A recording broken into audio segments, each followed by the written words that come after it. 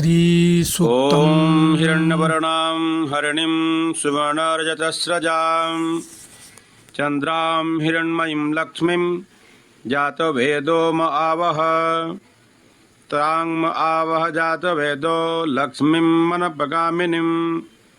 यस्यां हिरण्यं विन्देयं गामश्वं पुरुषानहम् अश्वपूर्वां रथमध्यां हस्तिनादप्रबोधिनीं श्रियं देवीमुपहुवये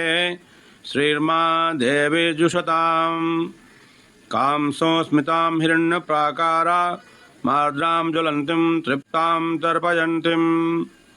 पद्मे स्थितां पद्मवर्णां तामिहोपहवये श्रियं चन्द्रां प्रभासां यशसा ज्वलन्तीं श्रियं लोके देवजुष्टामुदारां तां पद्मनेमिं शरणं प्रपद्ये अलक्ष्मीर्मे नश्यतां त्वां वृणोमि आदित्यवर्णे तपसोऽधिजातो वनस्पतिस्थो वृक्षोऽथ बिल्वः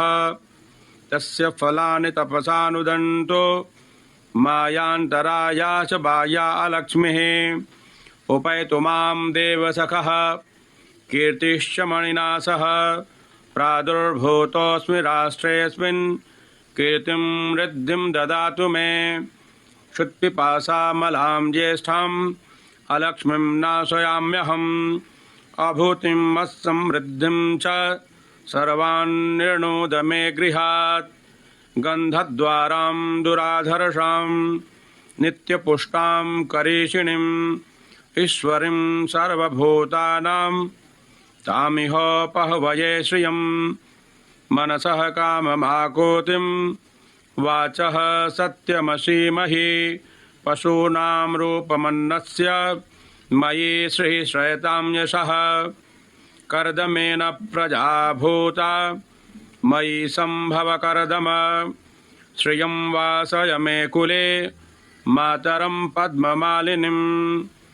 आपः सृजन्तु स्निग्धानि चिक्लीतव्वस मे गृहे निजदेवीं मातरं श्रियं वासय मे कुले आर्द्रां पुष्करिणीं पुष्टिं पिङ्गलां पद्ममालिनीं चन्द्रां हिरण्मयीं लक्ष्मीं जातवेदो म आवह